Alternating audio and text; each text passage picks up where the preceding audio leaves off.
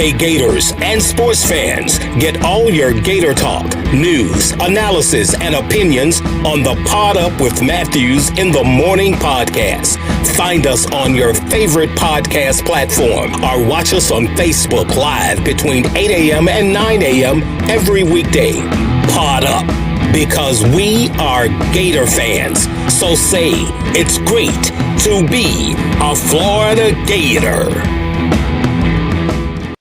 Good morning and welcome to a Monday edition of Pod Up with Matthews in the Morning from the Crime Prevention Security System Studios. Large enough to serve you, small enough to care. Hope everybody had a great Christmas. Hope you enjoyed our Friday edition of the Coach Spurrier Stories. A million people watched it, I know that. It was very good. It was very well done by our production staff. I want to give them a shout out. Appreciate them doing that.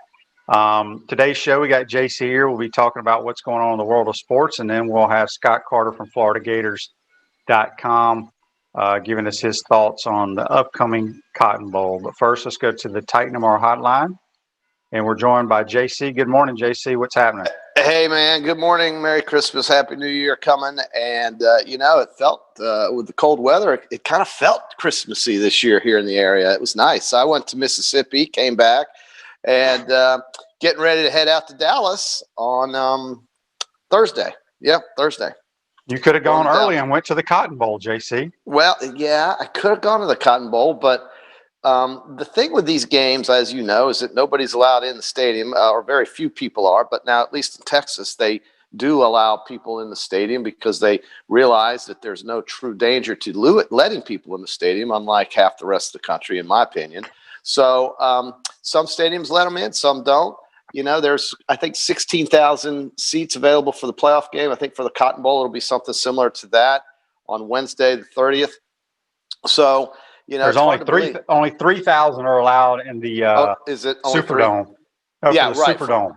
For Clemson, yeah, in New Orleans, they have a little bit more restrictive thinking in New Orleans than they do in Dallas, I guess. But the point is that there'll be somebody there to watch. At least families will be able to watch in the stadium. And as we go through these bowl games, I guess if you can call them that, I don't really think they're bowl games; they're just games. And then, of course, why are they not bowl games? Well, because the teams don't experience the bowl. They don't have the bowl experience that they would typically have. They don't get to go out much. They travel a day before the game. They're actually Gators fly out tonight.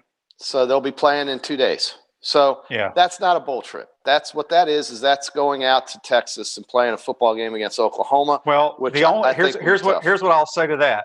And I'm pretty sure the kids, as long as the kids get their bowl gifts, they're okay not going on some damn roller coaster. I don't know. Every time I see a football team on a roller coaster, they're all having a good time going like this, QB. Maybe you didn't go on a roller coaster when you went to the Gator Bowl. I don't go on any roller coasters, no matter what the situation is. I get it. But obviously they're not going to go out to eat the same way they would typically. They're in a bubble. There won't be Oklahoma and Florida are both staying in the same hotel. Nobody's allowed in this hotel but the two teams. Yeah, there won't be any real intermingling socially at bars, restaurants, or other places for these teams. It's just a trip, and that's fine. I'd rather them, and I think the players certainly would rather do it than not do it. I think for most teams, not all teams, but most teams want to do this, and that's why they're going to play. And I think Florida will have enough weapons there to present a nice challenge to Oklahoma. I think Oklahoma's pretty much. I don't know what their situation is on the injury front or on the COVID front, but I think it's pretty good. And Florida will be missing a few players like Kyle Pitts and so forth. But for the most part, they'll have Tony. They'll have some other guys in there playing. And this will be another opportunity for these players to showcase why they need to be at the next level. So since you're against bowl games, I'm not. I didn't say I was against them. I don't know if anybody watched the best bowl game that we'll probably see all year long was played in Orlando the other night against Liberty in Coastal Carolina. Did you see the ending of that, JC? Yeah, that was great. And I thought Liberty had fumbled it away, but they didn't. And they almost did, but they won it. And it was very entertaining to watch. I'm not disputing that some of these are good. Some are good, some are bad, like typically is always the case. But a lot of teams have decided they're not going to participate. And you've seen that because there's a reduction in the number of teams playing and in the number of bowl games being played. So that's fine. I mean, this is the year we are in. And I think most of the kids who are able to play in this bowl season, if you can call it that, are happy to be doing it, I think. So, some aren't, but that's fine. Those teams have nothing to really get out of this extra game like these other teams do. And there's no 15 practices or nothing like that. So, I mean, it's just an extra game for us to watch. Gators are practicing twice, and they're mostly walkthroughs. Yeah. So I'm not sure what to expect in this Cotton Bowl. Pitts is out for sure. I'm not sure if any other people have opted out. We may know more when they run out of the tunnel. Oklahoma has a couple of DBs that have opted out. But it should be an interesting game because neither team – I don't know how much Oklahoma's practiced. I know we haven't practiced, but we're going to practice, I think, twice total. Let's go to the NFL real quick, JC. Did you see the Dolphins game the other night? I saw it. I saw it, and I watched the whole game. And it was a wildly entertaining game. At first I was surprised Derek Carr played with his groin injury, but he seemed very effective, didn't seem to be bothered by it. And Miami was completely ineffective, I think, with Tua at the quarterback position, and they decided they wanted to win the game, so they put Ryan Fitzpatrick in to win the game, and that's how it worked out for him. But it was a wild game, and I'm happy for Miami for sure. Well, I mean, I don't disagree with what John Gruden and them did. I mean, it was a fluke, not a fluke, how they won the game. It was an unbelievable play by Fitzpatrick. By not scoring a touchdown is what you're talking about. They got the penalty. But I read somewhere since Gruden won I wish I would have saved the tweet. Since Gruden's won the Super Bowl with all of Tony Dungy's players, is how they phrased it, he's had a losing record every year except once. He doesn't have a 500 head coaching record. So my question to you is, do you think John Gruden's overrated? Well, I think his record in December speaks for itself. I mean, his teams, for some reason, whatever the case may be, really have a problem finishing out a regular season. If you look at his record in December, typically, it's very poor.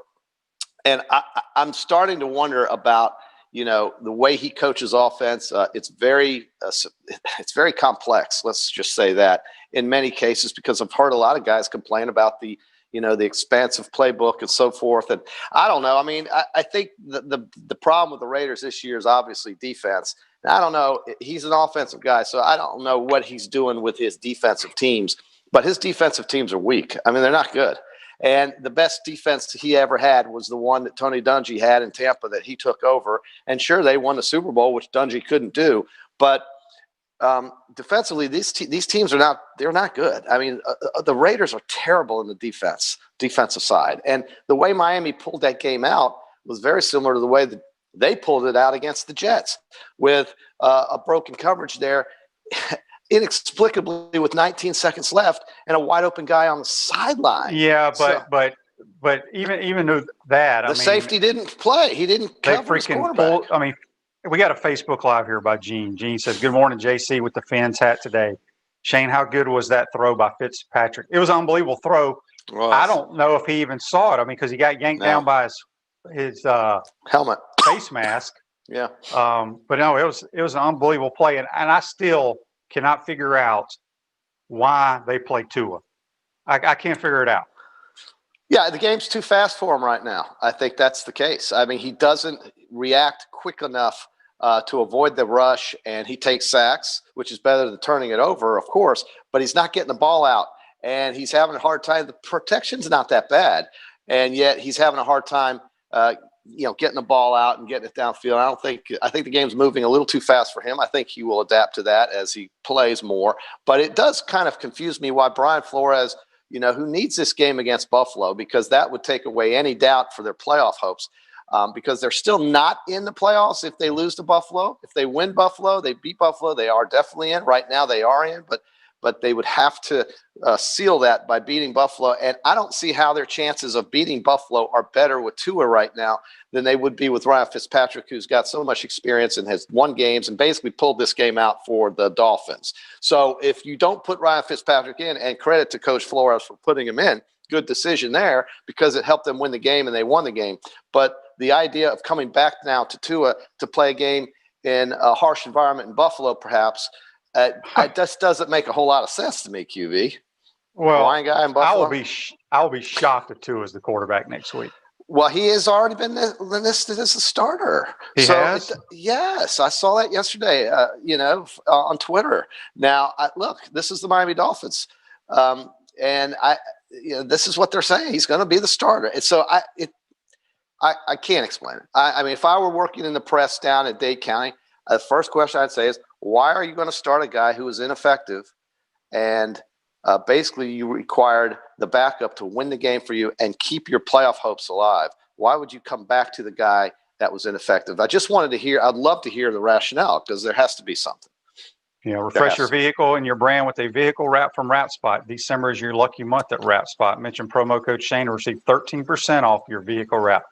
Speaking with JC here on the Titan MR hotline. What's real up? Quick, before you go back, the decision by Gruden not to score the touchdown, I don't have a problem with that because we saw what Todd Gurley did to the Falcons when he did score the touchdown, and then they lost the game because there was too much time left on the clock. But in this case, a touchdown for the Raiders would have forced Miami to score a touchdown instead of just a field goal. And there is something to be said for having to go further down the field than the 35-yard line or 30-yard line, because that kicker for Miami has shown he's very, very good. So you don't want to put your defense, even though there was only 19 seconds left, we saw it was enough time to get that team in field goal position. It was a bad decision. I think he should have scored the touchdown. Looking back, it's all hindsight and it's all 2020. But I understand why he did it, because in the past that has hurt teams by scoring too early. But in this case, they needed a field goal to win the game as opposed to a touchdown. And they did. Yeah. They got the field goal. Yeah, and it's the same way with the Liberty game. I had no problem with what Hugh Freeze and them were trying to do. But here's what I would do. I would not hand the ball off.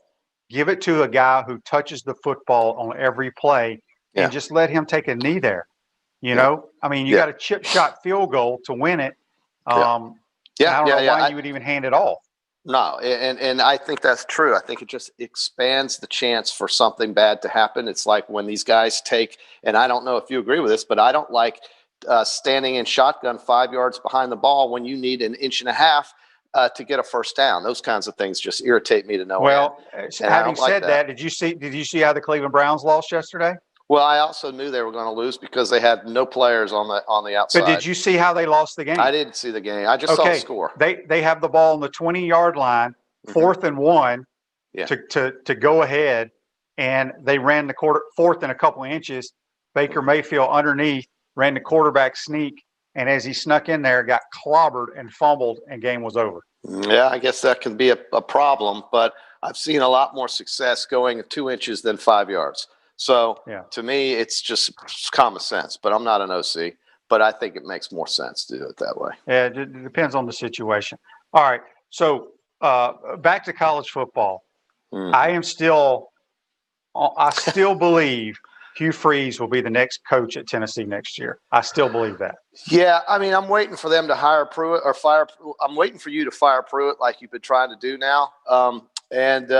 I don't know what you're waiting on, QB, but it hasn't happened yet. And, Hugh Freeze would be a great job. That would be a great job for him, I think. Tennessee's, what have they got to lose, right? An abject failure for 2 decades and have made some of the worst hires. And the process that they've gone through to hire coaches has been an embarrassment to the university, the athletic department, everybody associated with Tennessee football. And they've really gone from a program that was highly regarded from a national champion, perennial contending program to a bottom dweller and a laughing stock.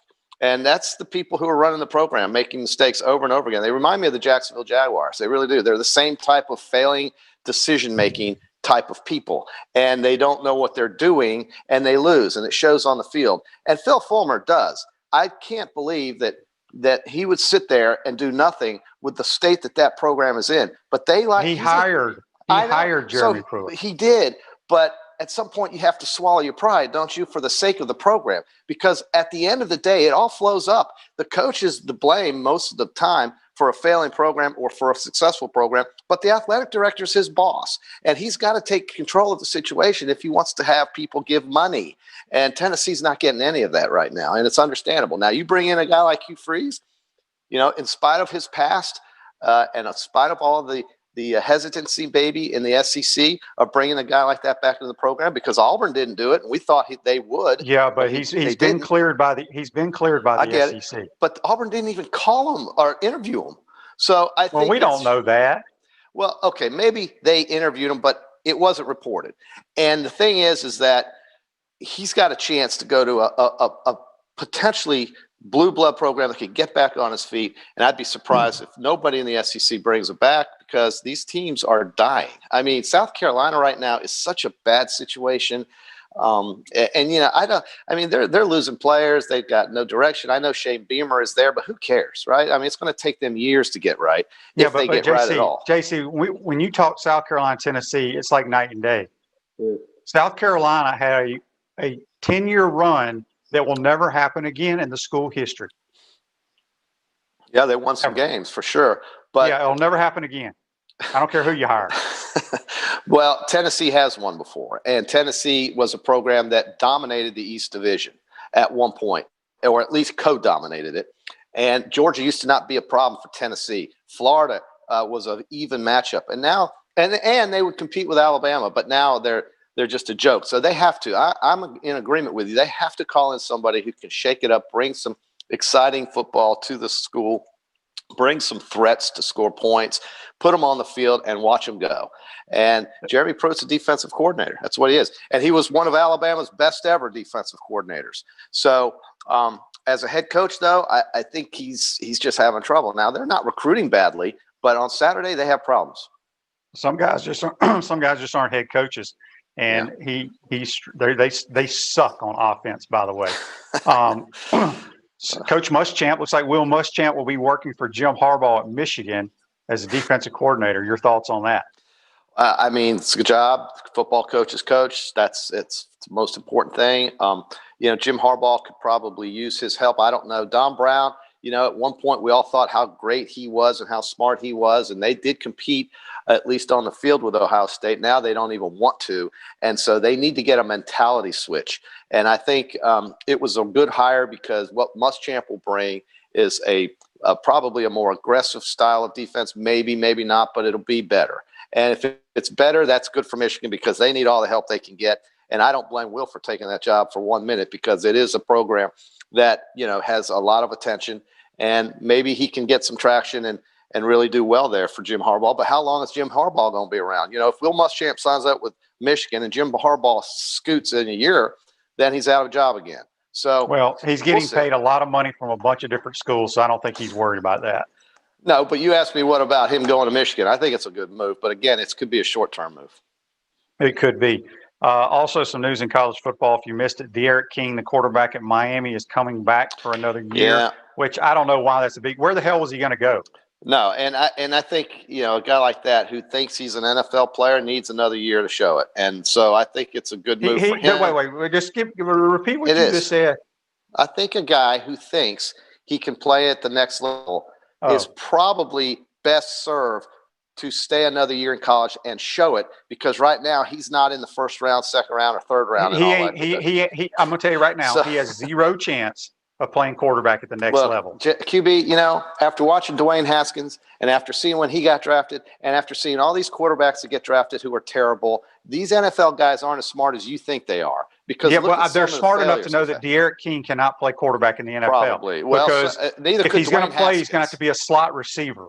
Well, he cannot play quarterback. A lot of guys are playing in the NFL that shouldn't be playing quarterback in the NFL. There's a lot of them. But here's the thing about Haskins. Haskins is a big human being that could at least looks good throwing the ball on air. Like I never thought he was. I never thought he was great at Ohio State. Yeah. And I'm not 100% Justin Fields is going to be a great quarterback at the next level. That's why I think Zach Wilson will be the second quarterback taken in this draft behind Trevor Lawrence.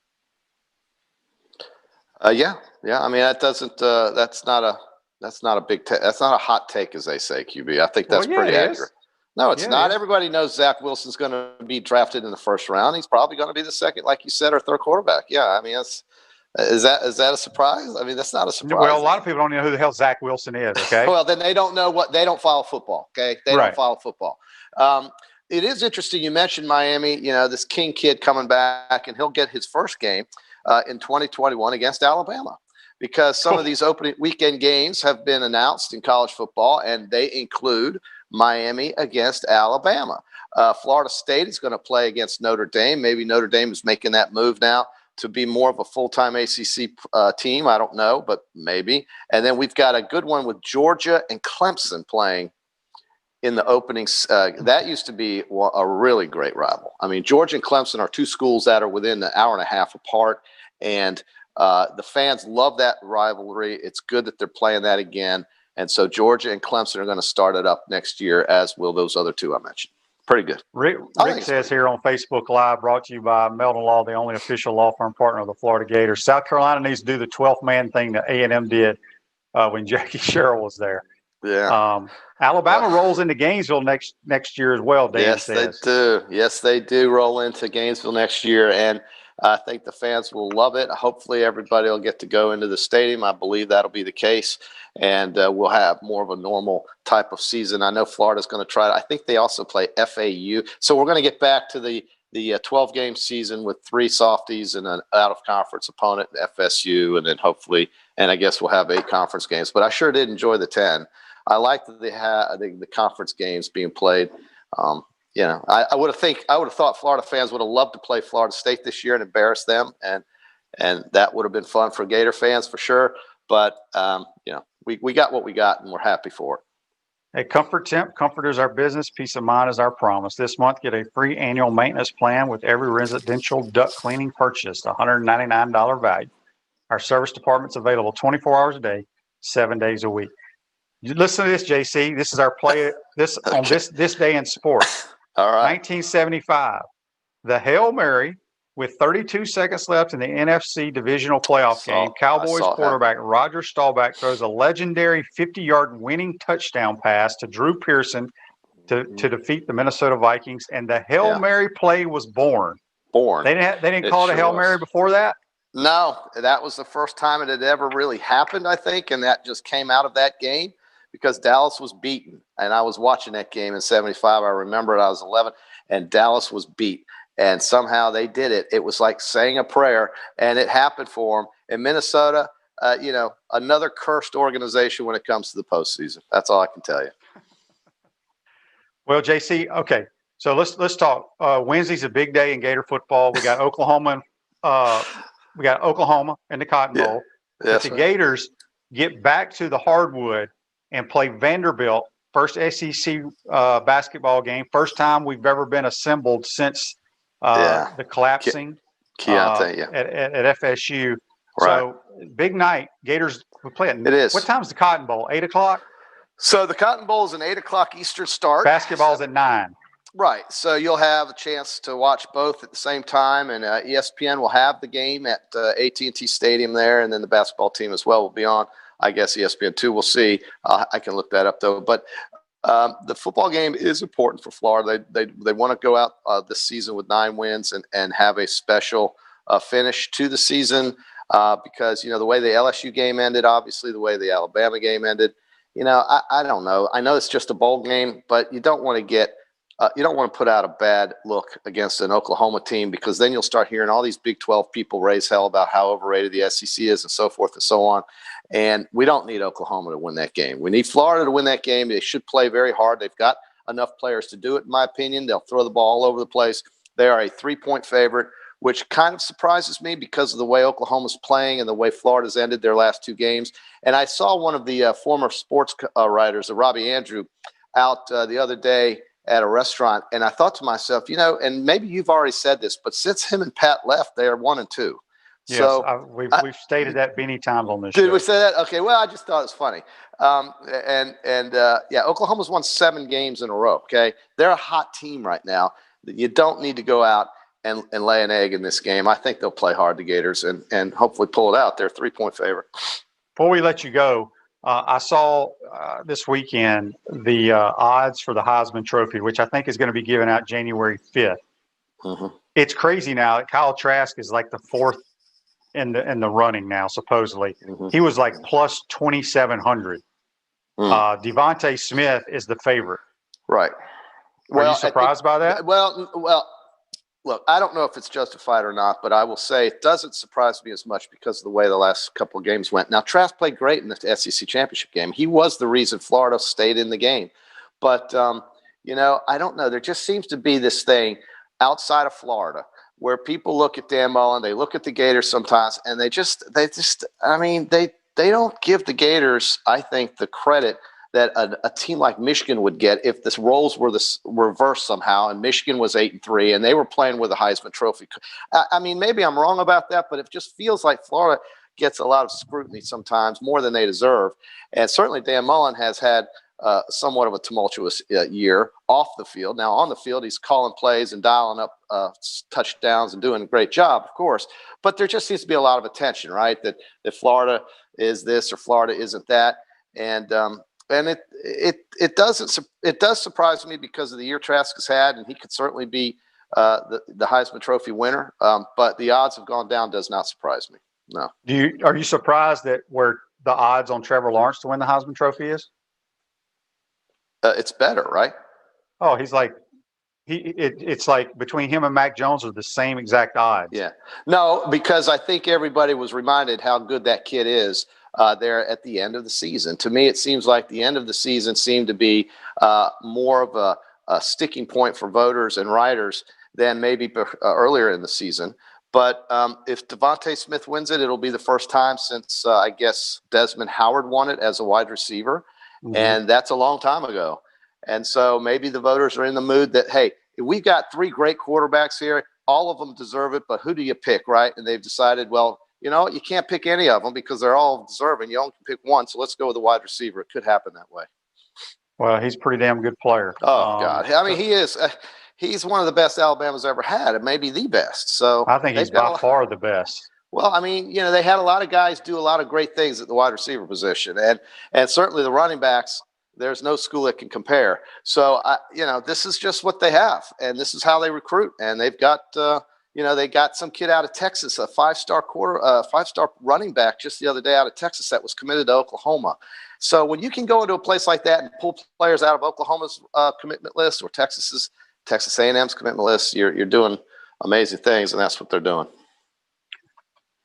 Well, yeah, I mean they're gonna have the top recruiting class. Maybe the best they've ever had, though. That's the point, is that they've had a lot of good ones. This could be the best they've ever had on paper. We'll see how it plays out. But Florida's got players coming. They've got all they need to win a championship here. I don't think there's any doubt about that. I really hope they play well, though, against Oklahoma, because I don't need to hear the Oklahoma people, all this Boomer Sooner garbage. I don't need that. Regardless, as you have already stated, it's not normal. These bowl games are not normal because people opt out. We still don't know. I think we have 2 or 3 guys that have opted out. Oklahoma's going to have their share. Georgia's got a bunch. Georgia's half their team ain't playing. Yeah, so Georgia's got a bunch. It would not shock me if Cincinnati beats Georgia. Absolutely not. In fact, I've counted on it by putting a little wager on Cincinnati when I was in Biloxi, because I think that's an easy pick. But I still think Georgia has better players than Cincinnati. When they're all lined up and everybody's got a full roster, there's no comparison between Cincinnati's team and Georgia's team. But this is not the same team. I still think with the 10 or 12 or however many that are opting out, Georgia's roster is still way better than Cincinnati's roster. Likely. Yeah, that's likely. No, it definitely is. But I think you'll see Cincinnati play with more purpose than Georgia in that game. I don't know. Maybe I'm wrong. But Cincinnati's going to make a point, and they're going to play this game as if it's the most important thing in their school's history. And this is certainly not the case for Georgia. All right, JC. Anything else before we let you run? Well, we'll be calling Wednesday, and then Friday I'll be in Dallas. I'll give you a report from the area, and hopefully the Gators can get this done on Wednesday night. Look, let's just say this. With the way the season has gone, the fact that these teams were able to play a full schedule with the exception of, I think, 2 teams, Ole Miss and Texas A&M, is a real testament what the conference was able to pull off. It was extremely difficult, but everybody had to do it. So, the championship game was one for the ages. So I certainly think that it's been a success. and it's going to be crowned with hopefully a big effort and a big win against the Sooners on Wednesday night. We shall see. JC, Be safe. We'll talk to you soon, my man. You bet. Okay, thank you. At Center State Bank, we put business first. We're the largest community bank in the state of Florida and understand that small businesses need a community business partner that they can rely on. Center State has 4 convenient Alachua County locations to serve you better. Center State Bank, member FDIC. Going to take our first time out of the program here. When we come back, we'll be joined by FloridaGators.com senior writer Scott Carter. You're watching and listening to Pot Up with Matthews in the Morning from the Crime Prevention Security System Studios. We'll be right back. Hey Gators, this is Coach Steve Spurrier. Pot Up with Matthews in the Morning. We'll be right back after this commercial break. We want to take this moment to thank all our sponsors who keep the show going and pay the bills. Our gridiron sponsors are Crime Prevention Security Systems, large enough to serve you, small enough to care. Titan MRI, Gainesville's only locally owned and operated MRI facility. Meldon Law, where you matter most. Peachland Dental, Gator Nation's first choice for dentistry in Port Charlotte. Comfort Temp, comfort is our business, peace of mind is our promise. Celebration Point Town Center, Center State Bank, Chris Doring Mortgage. Some of our touchdown sponsors are Campus USA Credit Union, Adams Ribs, Doreen B. Realtor, Caldwell Banker MM Parish, Gator Dominoes, Celebrate Primary Care, Davis Gainesville Chevrolet, Miapa Latin Cafe, Rap Spot, Okido America, Gators Dockside, Radware for all your promotional needs, Style Cuts, Ironwood Golf Course, TB Financial, Meadowbrook Golf Course, Dar Shakow Insurance. If you are interested in promoting your business on the show, you can visit our website, potupwithshane.com, and click the Advertise button or call Freddie at 352-284-3733. Again, thank you for all the great businesses that support the show. Please remember, if you like what we are doing here, thank our sponsors and support the businesses that support us. Welcome back to this Monday edition of Pot Up with Matthews in the Morning from the Crime Prevention Security System Studios. Large enough to serve you, small enough to care. We're now going to go to the Titan MR hotline, and we're joined by our good friend Scott Carter from FloridaGators.com. Good morning, Scott. How are you, my man? Shane, what's going on, buddy? Hope you had a good Christmas. Yeah, I had a good Christmas and trying to get back into the work mode a little bit and heading out to Dallas today for the Cotton Bowl. Yeah, it's unique. I was talking to JC about it because, I kind of I got a little inside information, obviously, about, the bowl practices and things like that. It's very weird. It reminds me a lot of in the NFL when you play that Sunday game and then you turn around, you have to play the Thanksgiving Day game when you don't have a whole lot of time to prepare. Yeah. Now, we had time to prepare, but we had to give our kids time off for Christmas and things of that nature. So basically, we're only practicing 2 or 3 times, mostly walkthroughs, and then we're going to go play a game.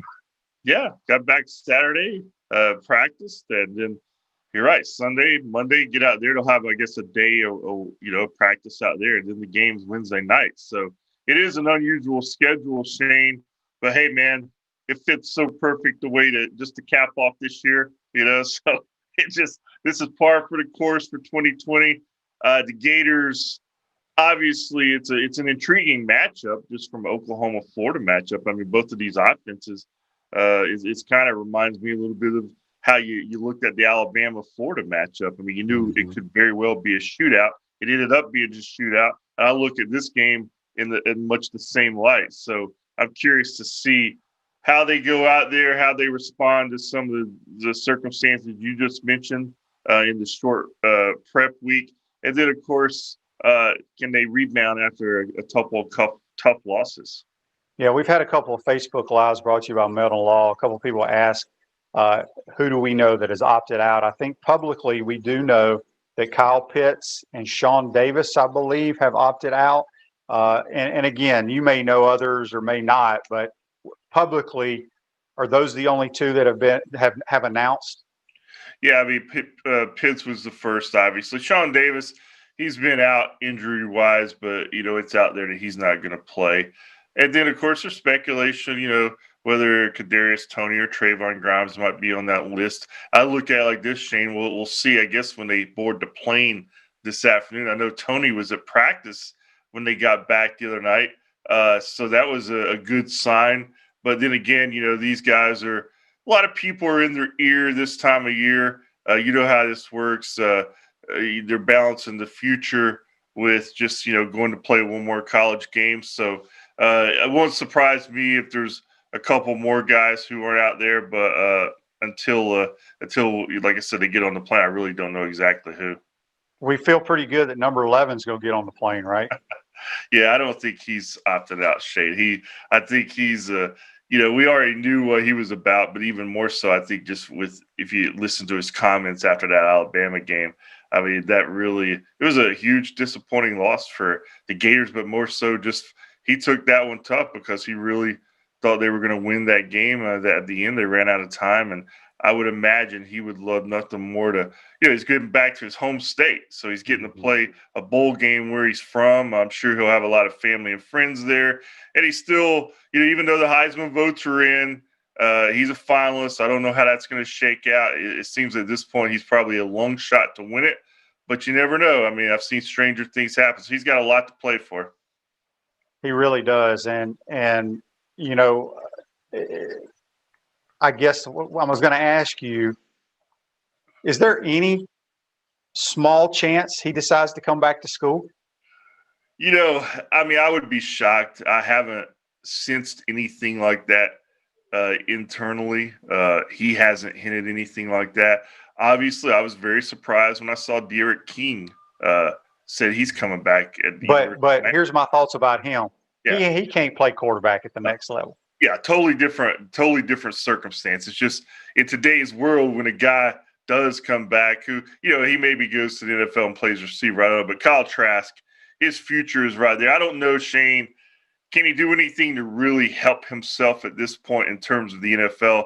I mean, I know he can still accomplish a lot in the college game and maybe have another great season, but I think maybe his value in the eyes of NFL scouts and personnel directors is probably at an all-time high. So I would be very surprised if he doesn't come out and, I'm sure he'll let us know soon enough. We're speaking with Scott Carter here on the Titan More Hotline from the Crime Prevention Security System Studios. We got a Facebook Live brought to you by Meldon Law. It comes from Danny. He said there's a rumor out there, Torian Gray, the DB coach to Carolina, that would really hurt us in recruiting. Now, I haven't heard that. I don't know if he's referring to the Carolina Panthers or to South Carolina. Have you heard anything about that, Scott? No, it's kind of news to me too. I mean, I've been kind of detached for the last few days, but this is the time of year when that's going to happen. If these coaches are going to be on the moves, and I won't be surprised to see. They've had really good continuity under Mullen, but 3 years in, it seems like most of the issues that they're being pointed to right now are defensively. So, maybe they do something there. Maybe Torian Gray has a better opportunity where he feels he can go and have a better role. I don't know. But as far as anything close to the happening, I haven't heard that. Yeah, he just replied it was South Carolina. Speaking of the defense, obviously, that's been the talk all year long. I personally think Todd Grantham was a very good football coach. I just think we play, we all have our own opinions. I think we play too many players. And I don't know if I've ever asked you about this, Scott, but, when you watch it, whether you're on TV or sitting in the stands or in the press box, how we shuffle guys in and out depending on our personnel packages. And it seems like every other series we have different DBs in there. We're rotating our D-line. And I think that's where some of the confusion comes from. Do you think we play so many players to try to keep them happy? Because like I was telling somebody that asked me about this the other day, back in the day when you came in, unless you were just a freak, you were redshirted. Yeah. No matter what. Now everybody expects to play. I get it. But we need to play our best 11 until somebody's tired and needs to come out of the game, in my opinion.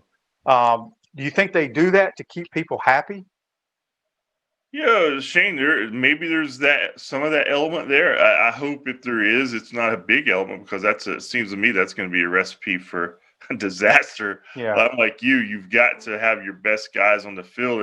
And, I've had a lot of these conversations on the defense the last couple of weeks too. And I mean, my bottom line is, Shane, I look at things. I just look at who is on the field. I just don't think the defense has enough playmakers. I mean, I agree. I think Kyrie Elam's a really good player. I think Ventrell Miller's had a nice season. I think Brenton Cox Jr. is a very talented player who I think has a lot of room to grow. He's a little undisciplined right now in some of the things he does. But you look around that defense, and there's some guys who are playing a lot of snaps who probably are better suited for a reserve role, maybe not getting as much work as they have gotten. I just think it comes down to they're missing a couple of really big-time playmakers on that side of the ball. I really like Mohamed Diabate's future. I think he could be a really good piece going forward. But I think they need some more players over there. I agree 100%. And I said at the beginning of the year, I thought we needed to get bigger and nastier on the D-line. And I think Brenton Cox is a guy in the future that can really be that disruptor, but he's got to have big, nasty dudes around him to allow that to happen. And we don't have that. Nothing against who we have right now, but we just don't have an SEC caliber defense, in my opinion. Yeah, I mean, there's, like I said, some nice players over there. There's some talent, but you're missing a couple of those key pieces that make everybody else a lot better. And like what you just said about Cox, you're exactly right. If the interior line can generate more attention, he's able to do his thing on the edge a lot more. Or if you have a linebacker, just a dominant linebacker who can do some different things in the passing game or putting pressure on him. I mean, it's just, and I'm not a defensive coordinator. Todd Grantham knows defense more than I do. I just know when I look at that defense, even compared to Alabama, neither of those defenses played great in the SEC championship game, obviously. But you just looked at the Alabama defense and you saw a little bit more talent there. You saw some more size, and the Gators moved the ball great against them. So I'm not going to point that was the difference in the game at all. But you did recognize a little bit of a talent gap on defense. Yeah, no question about it. We're speaking of Scott Carter here on the Titan Tomorrow Hotline. Scott, back to Kyle Trask. Maybe the greatest. Well, it is the greatest season a QB we've ever has had. I know a lot of Gator fans, and he still could win the Heisman. It's just amazing to me how all the hype has just kind of gone away for whatever reason. And it's almost like Trevor Lawrence has even jumped ahead of him. And we all think it's between Mac Jones and Devontae Smith. And I have no problem with either one of them winning it. But are you surprised a little bit from a national standpoint how, he was the favorite 2 or 3 weeks ago, maybe a month ago, and now he's like the fourth guy. Yeah. Are you a little surprised about that? A little bit, but then I look at why, and it all just goes back to that first half against LSU, Shane. That was his, kind of moment there to where a lot of people were seeing him, prime time for the first time this year. And unfortunately for Kyle and the Gators, he had his worst half of the year. Really, he's probably his only really bad half of the year, and that took the momentum away from him. And then you come back, and he certainly did nothing against Alabama to hurt himself in this conversation. I just think, you look at the matchup with really two of your main competitors. Both of those guys have great games. Your team loses. I just think you add all that up, and it's starting to catch up with Kyle. But again, everything you said is true in terms of, when I look at the Heisman race, like if I'm a voter, I'm having a hard time voting for Mac Jones because there's another quarterback in the league who is by far having a better season than Kyle Trask. So I'm looking at it from Devontae Smith. He's certainly deserving. You look at his numbers, he's having an amazing season. But I tell you what, it's too bad. Najee Harris, he's late to the party here, but he could have easily – you could have voted for Najee Harris after I really looked at his numbers and what he did against Florida. You could have voted for him and been justified in every way. So I don't know how it's going to shake out. I'm kind of thinking it might be Devontae Smith. If I was a bet man, I think he might surprise some people. But Kyle Trask certainly deserves to be right there. Yeah, and it's a shame too. Everybody has bad games. He basically had a bad half. If he has that bad half week 2 or week 3 of the year, yeah, no, no, it's not in the voters' mind at that time. Scott, we got a text here on the Titan MR text line. It comes from Daryl. He wants to know, is there any chance of getting Jeremiah Moon back for the bowl game? He was up in Atlanta at the SEC championship game.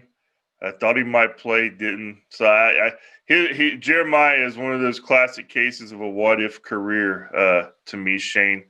You look at him and man, he looks like he's going to has all the tools that you want.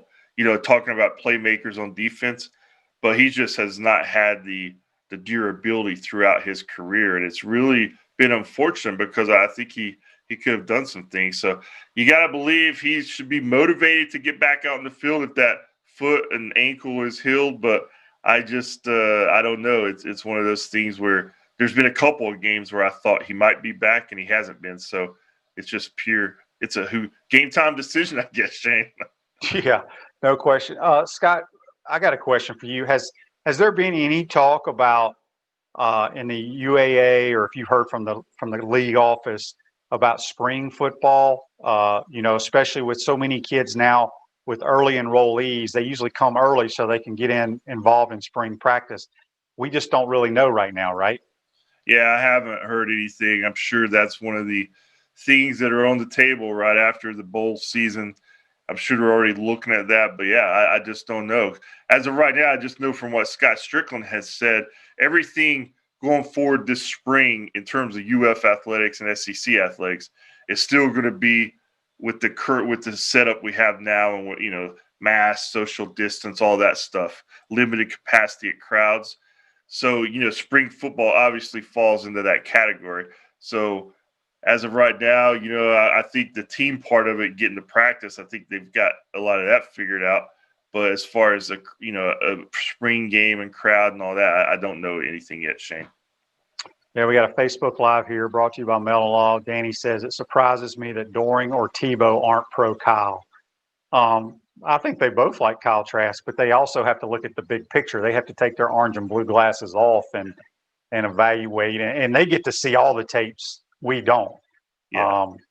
So, I mean, you can't get upset with them for whatever. However, I don't think either one of them are voter. Well, Tebow's a voter. Doring's not a voter.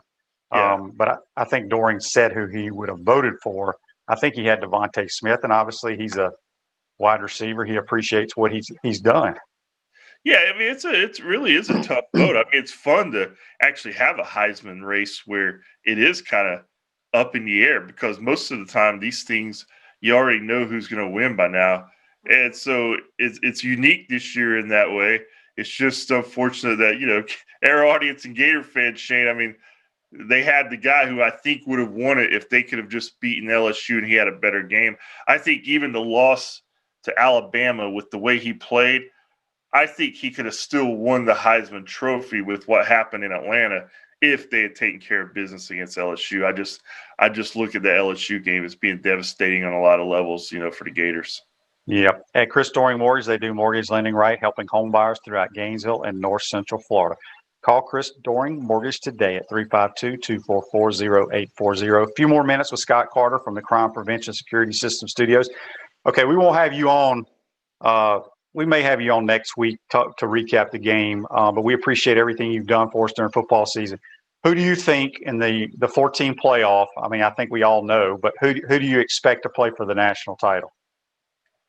I mean, I'm going to sound like a broken record like everybody else. I'm Alabama, Clemson. Yeah, that's who I think will play for it. I think Alabama's going to win it. I just, I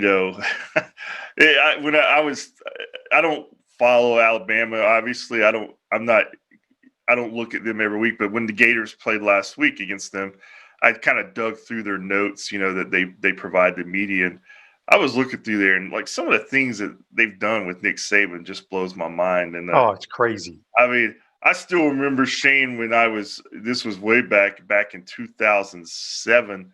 I was actually in still newspapers covering Florida State for a couple of years. I remember they played Alabama over in Jacksonville, and they won with Xavier Lee came off the bench to beat Alabama. And I still remember seeing Nick Saban post game. I guess this would have been his second season there. And I've never seen a coach just walking through the tunnel back before the media, man. You could just tell that was one angry coach right there. And obviously he got it together, and it just blows my mind where they've come. And he's going to go down as the greatest college football coach in history, in my opinion. Won't be surprised if they do it again.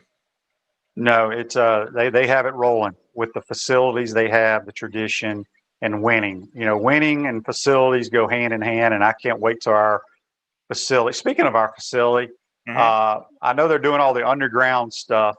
We're a little behind because of COVID, but I can't wait until that thing is done. It's definitely going to help our recruiting. Oh, no doubt. I mean, it's going to be such a nice complex, and it's going to really just not only add a cool feature there on campus where it's going to be connected with the indoor facility. But you're right; it's going to give a boost to the program that it's never had before. So it's going to get them on par with all these other Power 5 schools, the elite ones. And whatever your thoughts on how much difference is that going to make on the field, who knows? You have to look at that long term. But without question, players will come here.